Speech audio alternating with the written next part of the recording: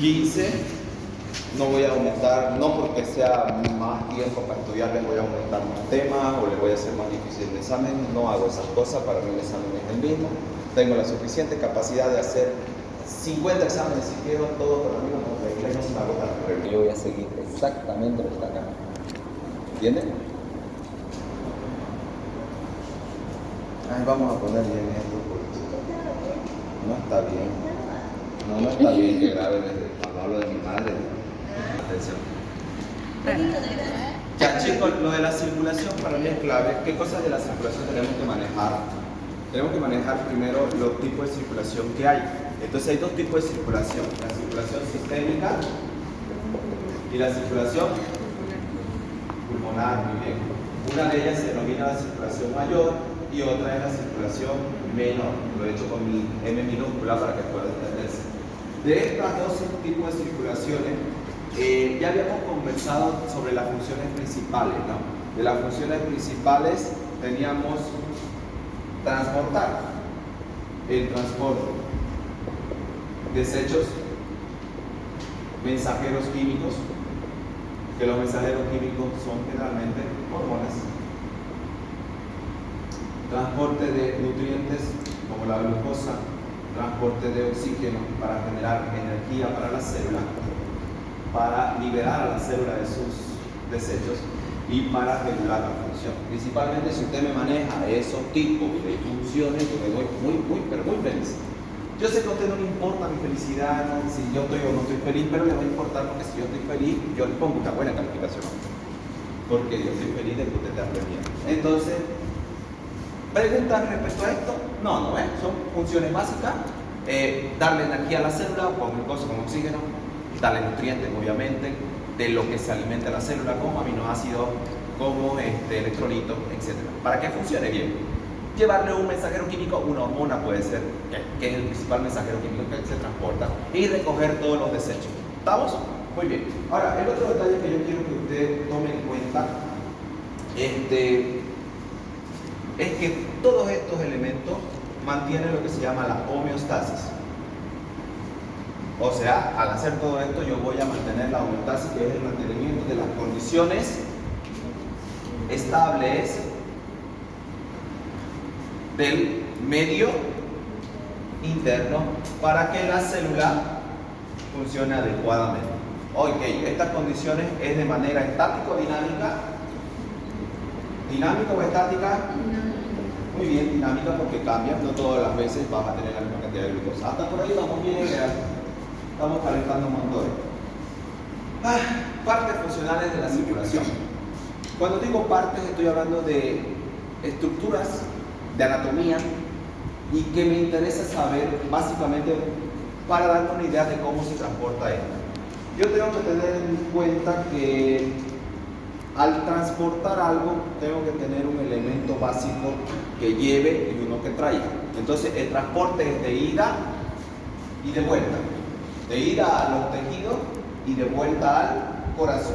Sale del corazón hacia el cuerpo, todo lo que sale del corazón se denomina arteria y todo lo que llega al corazón se denomina vena. Entonces usted tiene una articulación arterial, una circulación arterial y una circulación venosa. Muy bien.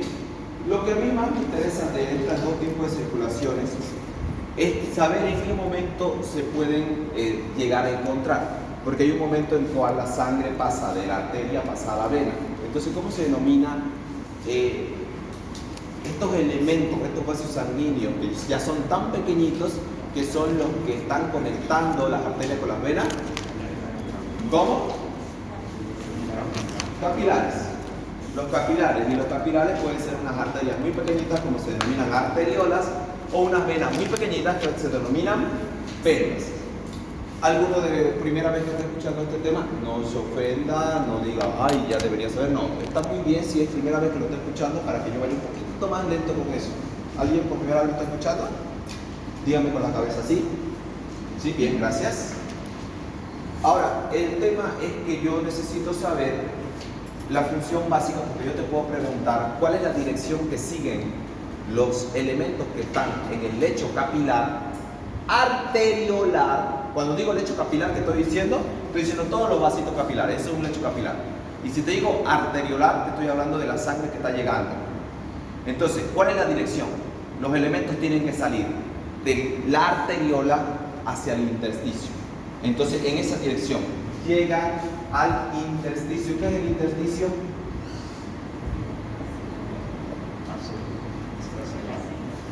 El líquido intersticial, ¿qué es? El espacio intracelular. ¿Se encuentra dentro de los vasos sanguíneos o fuera de los vasos sanguíneos? Fuera de los vasos sanguíneos, eso es importante. Es decir, el capilar va a tirar al intersticio, es decir, al espacio intracelular que se encuentra fuera de esos vasos sanguíneos, todos sus elementos, sus nutrientes, sus mensajeros químicos. Y las glándulas, ¿qué es lo que van a hacer? Van a recogen del intersticio, recogerán los desechos. Y recogerán, incluso también pueden recoger los elementos, no, solamente los desechos, no nos hagamos bien. Y uno de los principales desechos que recogen, ¿cuál es? Un desecho de gas, se denomina dióxido de carbono. Muy bien. Otra cosa que le voy a preguntar es lo siguiente, porcentaje. ¿Dónde se encuentra la mayor cantidad de volemia? La volemia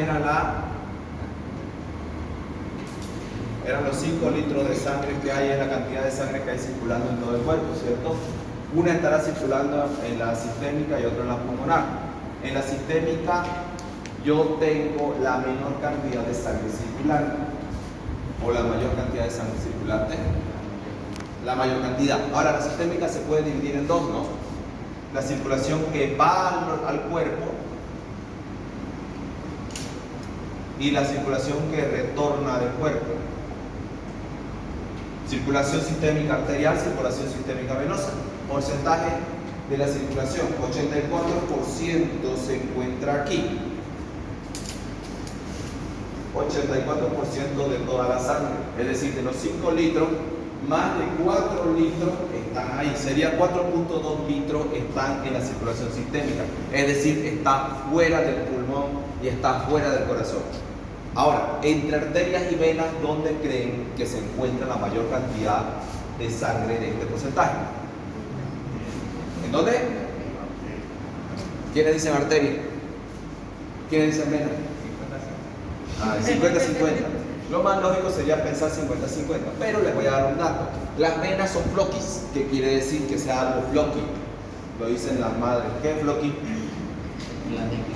Blandengue, no tiene consistencia. Entonces las venas se pueden estirar más que las arterias. Las arterias siempre tienen un tono arterial fuerte. ¿Por qué? Porque lo habíamos visto en presión arterial. ¿Por qué tienen que tener un tono arterial fuerte? ¿Por qué tienen que ser elásticas? ¿Por qué tienen que empujar a la sangre? ¿Por qué? ¿Por qué lo tienen que apretar a la sangre? Para mantener un correcto flujo sanguíneo. Porque ella depende de la presión arterial diastólico menor, de su tono vascular. Entonces eso lo tienen arterias, por eso son más chiquitas y tienen que tener la sangre circulando con mayor velocidad. Las venas no, las venas son flojitas, las venas generalmente la tienen de reserva la sangre. Si yo te pregunto, ¿cuáles son los vasos de reserva? ¿Cuál me dirás, arterias o venas? ¿Cuáles son los vasos de reserva? Esa es una muy buena pregunta que te puedo hacer, porque veo que hay mucha confusión con eso. Porque uno le da tanto, le dice, las arterias son maravillosas, ellas me llevan sangre a todo el cuerpo, cuando en realidad las venas son el reservorio de sangre. ¿Por qué? Porque tienen mayor distensibilidad. Nótese eso. ¿Por qué una vena es el reservorio de sangre? Porque tiene un aumento de la distensibilidad. La distensibilidad quiere decir la capacidad de una vena de distenderse. Por eso tienen ¿cuánto porcentaje? 64%. 64%. Es decir, de este 84, el 64% está en la vena. Si tú quieres desangrar a una persona, la manera más rápida es darle en la vena o darle en la arteria. Ahí estoy confundido. En la arteria es un vaso sanguíneo central, porque está bombeándose con mucha fuerza la sangre, en la carótida especialmente. Pero si quieres un vaso sanguíneo periférico, dale a una vena, especialmente a las venas poplites que están detrás de la rodilla. Enséñate a matar, no, mentira. No, pero siempre estás en una pelea, tenés algo pulsante, dale aquí atrásito. En el hueco popliteo, los grandes vasos ahí pasan. No está protegido nada y vas a ver en menos de 3 minutos y va a empezar a marearse. Sale. todito de la pierna, ya la sangre, el retorno venoso disminuye. Es mucho más efectivo. Y la otra parte, la carótida, porque el principal vaso que lleva sangre al cerebro, ¿no? Obvio. Ahora que saben hacerlo, no lo hagan. Como cuando te enseñan educación sexual, te enseñan a hacerlo y después te dicen, no lo hagas. Cuando educación sexual no debería ser enseñar a hacer sexo, debería ser enseñar a cuidarte de prácticas sexuales inadecuadas. Es decir, no te estoy diciendo hacerlo y tampoco te estoy diciendo nunca lo hagas, te estoy diciendo hacerlo cuando quieras y estés preparado. Y estos son los alimentos para hacerlo. Lo siento, tenía que hacer pequeño corte comercial para todos los que van a ir al colegio este miércoles, porque me estaban preguntando esto aquí.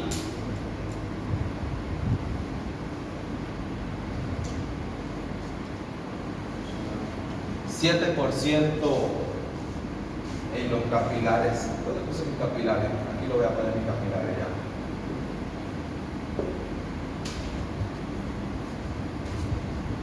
Y 7% en el corazón.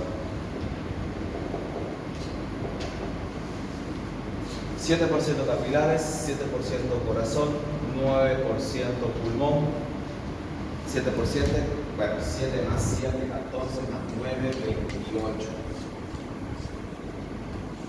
Más 64. Esto de aquí, en el lecho arterial, debería ser 20, pero estamos contándolo acá por si acaso.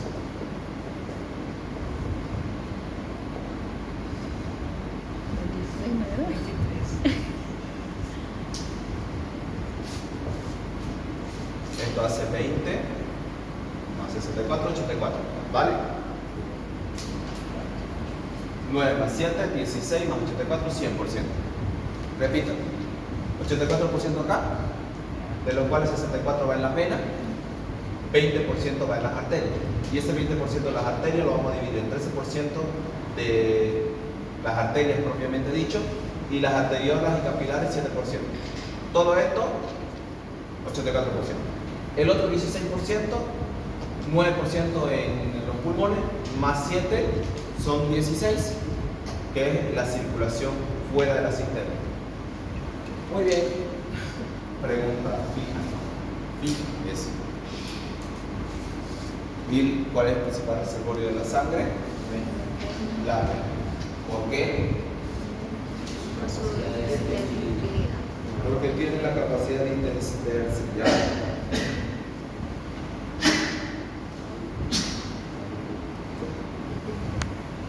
La capacidad que me interesa, aparte del reservorio de las vénulas, es que me informen de que las arteriolas regulan la cantidad de sangre que le van a llevar al tejido. Las arteriolas, ¿por qué? Porque tienen,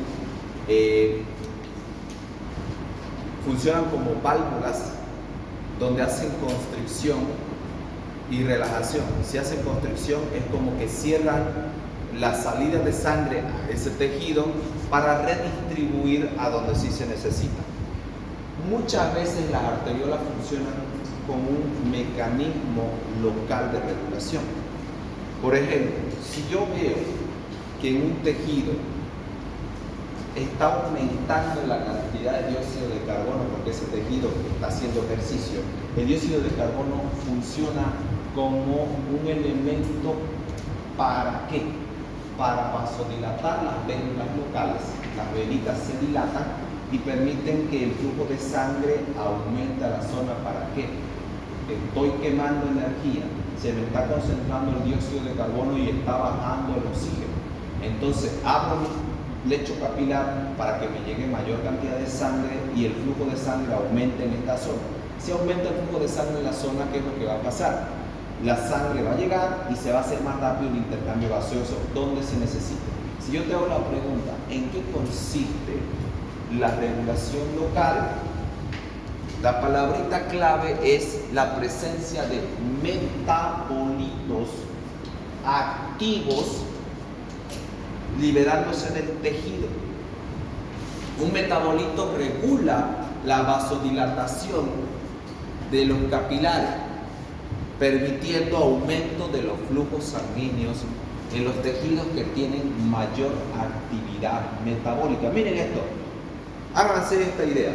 Aumenta la actividad metabólica, va a aumentar la liberación de metabolitos. Metabolitos son elementos que se producen cuando el metabolismo aumenta. Los metabolitos activos regulan la vasodilatación local y la vasodilatación local aumenta el flujo local. Para poder compensar que no se te acumule desechos, aumenta el flujo. Muy bien, pregunta de examen, ¿cuáles son esos metabolitos? Página, no lo voy a pasar directo, pero ya que estoy en el tema, control agudo, página 69.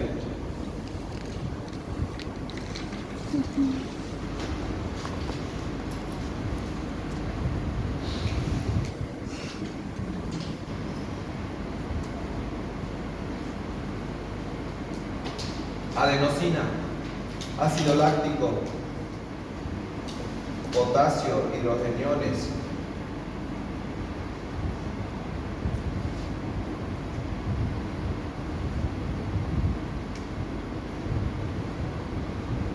muy bien. Pregunta de examen, esos metabolitos. Uno de los siguientes es un metabolito activo. Uno de los siguientes no es un metabolito activo. Cualquiera sea el formato, esos son los metabolitos. Otra pregunta, ¿para qué me sirve saber la presencia de estos metabolitos en el flujo sanguíneo local? Esto me indica que hubo un aumento del metabolismo tisular.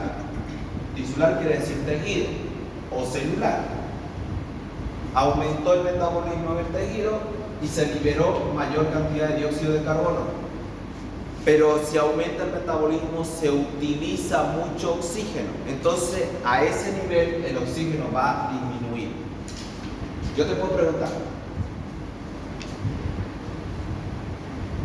¿qué es lo que se espera después del aumento de la tasa metabólica tisular? Mira, esa pregunta hasta parece muy inteligente. Mi pregunta. Si te digo aumento de la tasa metabólica tisular, ¿qué estamos diciendo?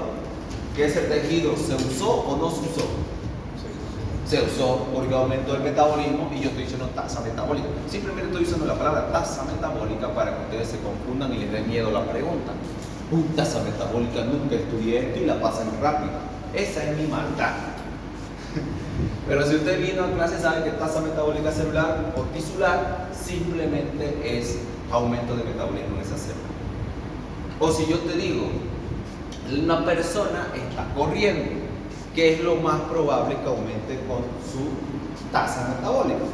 Aumento de la tasa metabólica en el tejido esquelético de los músculos de la pierna. Punto. ¿Cómo se van a encontrar estos metabolitos? Grábese que disminuye el oxígeno, porque obviamente se usa, y se liberan todos estos elementos. Adenosina, ácido láctico, en el caso de que yo ya supere la producción de ATP proveniente de oxígeno y glucosa y necesite las vías alternativas, ácido láctico, aumento del potasio y aumento de los hidrogeniones. ¿Sí o no? Los hidrogeniones me va a aumentar o me va a disminuir el pH. ¿Me va a disminuir o me va a aumentar el pH? Un aumento de la concentración de hidrogeniones. Logaritmo de la concentración de hidrogeniones a la inversa. Entonces significa que aumenta la concentración de hidrogeniones, disminuye el pH y un pH ácido, porque la puntuación está entre 0 y 7. ¿Se entiende? ¿Te puedo preguntar pH? No. Puede ser. Pero por lo menos tienes que saber que la concentración de hidrogeniones va a aumentar cuando haya un aumento de la actividad. Y que todo esto son metabolitos activos que van a producir, ¿qué cosa? ¿Qué van a producir? ¿Sistémico o local?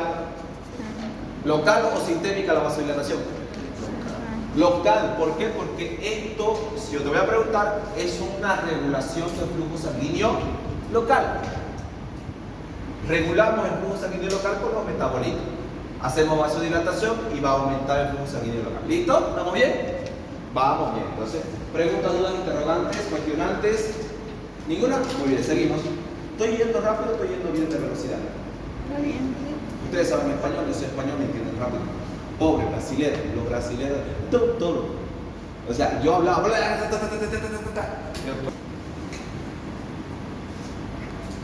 Presiones. No todo puede ser razonamiento, algo tiene que haber de memoria. Y a mí aquí tenemos algo de memoria, ¿no? Si algo tengo que aprender de memoria son las presiones, por lo menos las presiones muy generales. Cuando la sangre sale del corazón, habíamos dicho que existe una presión máxima por la cual la sangre está saliendo del corazón y esa presión se va a ir perdiendo. Pero ¿cuánto sería lo máximo que hay en la presión a nivel de la arteria aorta? Inicio o del ventrículo izquierdo que está saliendo la sangre con toda la fuerza. Esa es la presión sistólica. Si una persona tiene 130 presión sistólica, la presión máxima por la cual la sangre está saliendo del corazón es 130. Entonces, la presión a este nivel es 120 milímetros de mercurio. Voy a dar ese dato, no como un dato fijo, es un dato cambiante, pero cambiante dentro de los parámetros normales de la presión. Una persona puede ser 100, otra puede ser 120, pero aquí lo vamos a manejar como la presión sistólica que puede alcanzar en el lecho arterial 120 como máxima y 80 como mínimo. ¿Puede estar en 160? Claro que sí. ¿Se entiende, no? Entonces la presión arterial me mide las presiones que hay en el lecho arterial. No me mide la presión que hay en el lecho venoso. Que en el lecho venoso, pregunta de examen.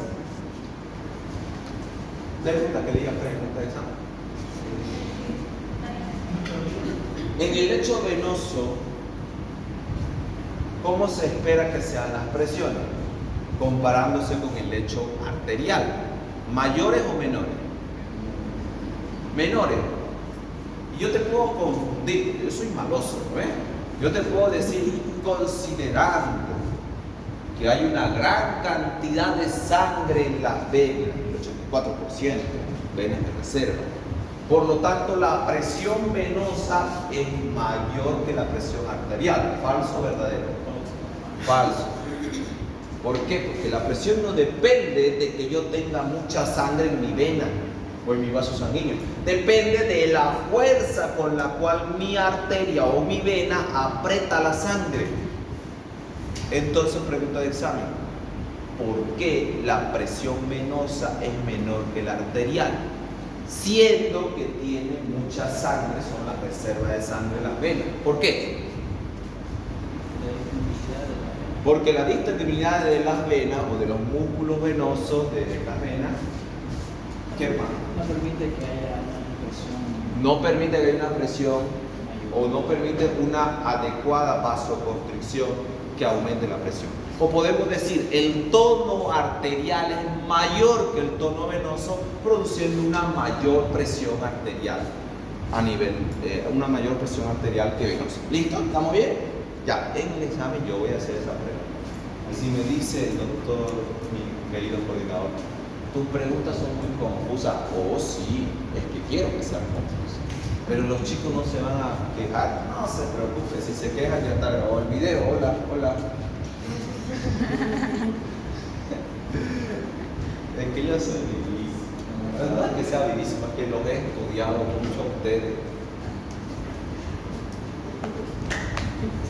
Lo he estudiado, yo también soy estudiante. Muy bien, ¿estamos bien? Ok. Esto ya se lo sabe, lo que tengo que hablar es que la sangre va a aumentar o disminuir la presión arterial conforme vaya circulando. Aumenta o disminuye la presión de la sangre conforme aumenta la distancia de circulación. Disminuye, va perdiendo fuerza. ¿Cuánto es la fuerza con la cual la sangre llega a la aurícula derecha después de haber circulado por todo el cuerpo? Pregunta de examen. ¿Con cuánta presión arterial llega la sangre a la aurícula derecha? Yo con todo esto creo que ya ni banco deberíamos hacer, porque toditos anotan. ¿Lo dejamos sin banco? Ah, ya. Es que yo tal vez no anoté bien. ¿Cuál es la fuerza con la cual la sangre llega? 0. Esta es una pregunta hermosa de examen, porque nadie va a decir, pues 0. Yo no voy a poner 0, yo voy a poner 10, voy a poner 30, voy a poner 120, 80, ninguno. ¿Cuál es la respuesta correcta? Ninguno. ¿Por qué? Porque la sangre cuando ya llega a la aurícula es 0 su presión. Ojo, en la aurícula. No estoy diciendo en las venas cavas que llegan, porque existe una presión. Está la presión venosa central, se llama la PVC. Que no es 0, pero que se mide y es muy útil. Así que esto es en la aurícula derecha, justo en la comunicación de la vena cava con la aurícula derecha, ahí es 0. En los capilares sistémicos, 35 milímetros de mercurio cuando estamos cerca de las arterias y 10 milímetros de mercurio cuando estamos cerca de las venas. Es decir, arteriolas chiquitas y vénulas. 35 y 10. Si usted saca un promedio, 10, 35, 25, 12.5, 10, 12, 22, 17 a 22 milímetros de mercurio, un promedio en el hecho de intercambio capilar. ¿Estamos? Esto es circulación sistémica. Al inicio de las arterias, al final de las arterias, al final de las venas y en el intercambio. 35 al lado de las arteriolas y 10 al lado de las venas, ¿sí? O sea que de aquí a aquí es muy baja la presión. Pregunta de examen: ¿cómo hace la sangre para retornar al corazón si la presión desde los capilares venosos es 10? A ver, yo entiendo que de aquí llegó con fuerza porque era 120, salió con fuerza y seguía teniendo fuerza 80 al final de las arterias y 35 al final de las arteriolas. Es fuerza todavía, pero 10 milímetros de mercurio para recoger la sangre y hacerla volver en contra de la gravedad hasta el corazón, esa ya no me la creo. ¿Qué es lo que hace volver la sangre hasta el corazón? Teniendo una presión tan baja de 10 milímetros de mercurio. Las venas, ya para qué me ayudas, le diría yo a las venas. No me apretas nada. Con 10 milímetros, ¿qué es lo que hago yo? ¿Qué es lo que hace que la sangre retorne al corazón? Pregunta extra. Y le voy a poner opción A, la magnífica fuerza que ejercen las venas para apretar y empujar la sangre. De 10 milímetros de mercurio. Sí, qué buena vena. Uy, qué trabajadora que es mi vena. Mi vena no me ayuda. Y yo le voy a poner en la opción A, así como para confundir los temas. La vena no me ayuda. Y le voy a dar un ejemplo. Varices en las señoras que son ya mayores de 40 años, 45 años. Bueno, en algunas jóvenes y jóvenes varones también pueden aparecer las varices. ¿Qué es una varice? Dilatación de las venas, que se empieza a acumular sangre, especialmente en las venas superficiales. Estéticamente no se ve, las señoras se sienten un poco incómodas. O sea, las venas de por sí son floquis y con la edad pueden perder mucho más, vamos a decir, la fuerza con la cual mantienen la compostura. ¿Qué se le recomienda a una persona con varices? ¿Por qué se dan las varices? A ver, dígame. Porque alguien le dice, no, ay, es que mucho tiempo has hecho eso. ¿Qué es lo que hace una persona mucho tiempo y favorece la aparición de varices? Aparte de las condiciones propias de la edad, especialmente las señoras que pasan por la menopausia. Estar parada, ¿no? Mucho tiempo parado perjudica. ¿Por qué? ¿Por qué creen? Porque la vena no tiene la ayuda que tiene normalmente para empujar la sangre para arriba. Entonces, aparte que su pared se debilita, la vena se hace tortuosa. ¿Quién le ayuda a la vena y que no está haciendo nada cuando yo estoy parado? No estoy ayudándole a la vena. ¿Quién le ayuda a la vena a empujar la sangre? ¿Quién? ¿Quién? La gravedad, no, más bien la gravedad es en contra. La gravedad para abajo. Si me echan. Si se echa, pero creo que nadie para todo el día echado. Si estoy parado y por parado mi vena no recibía ayuda, ¿qué es lo que debo hacer? Echarme. Echarse con los pies arriba puede servir si me desmayo, poner los pies para arriba, la gravedad me ayuda, pero no puedo estar echado todo el tiempo. El médico me dijo, no, pero es que yo de día es lo que me he parado. Estamos razonando bien, me gustan esas apreciaciones, pero tenemos el gran problema que nuestra vida no la hemos echado. Entonces tenemos que buscar otra solución. ¿La qué? Estar en movimiento es una muy buena opción. ¿Por qué? Porque cuando yo estoy en movimiento, ¿qué es lo que estoy haciendo? Trabajar. ¿Qué hago trabajar? Sí, hago que circule la sangre, pero cuando hago este movimiento, hago trabajar, voy a decir solo los músculos esqueléticos. Los músculos esqueléticos cuando se contraen, especialmente los de la pantorrilla, los dos gemelos, al hacer contracción apretan a las venas. Esa es la ayuda de las venas para que con 10 milímetros de mercurio la vena pueda hacer que se bombee la sangre de vuelta al corazón. Se denomina bomba esquelética. Por esa razón caminar le ayuda mucho a prevenir las varices, porque le estás ayudando a las venas a empujar la sangre y a no estar mucho tiempo estática. Si usted está todo el tiempo, 3 horas lavando ropa, durante todos los días, ¿qué es lo que creen ustedes que las señoras que se dedican a lavar ropa para ganarse el pan de cada día? ¿Cuál creen que va a ser su primer problema si tiene más de 45 años? La aparición de... Y eso genera algo que se denomina éstasis venosas. Éstasis es estático. La sangre se queda mucho tiempo sin circular, está mucho tiempo ahí. Y si la señora come grasitas, ¿qué es lo que puede producir? Placas de ateroma en vasos sanguíneos que se rompen. Una de dos, si hay buen retorno venoso, eso va a viajar, hasta obstruirse en alguna parte o disolverse si tienen buenos elementos anticoagulantes del cuerpo, ¿ya?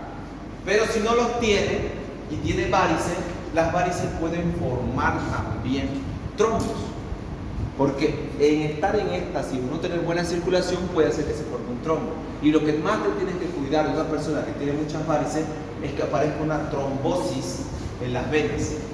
Una trombosis en las venas puede generar una trombosis venosa profunda que se puede atascar en alguna y te puede generar problemas para la circulación.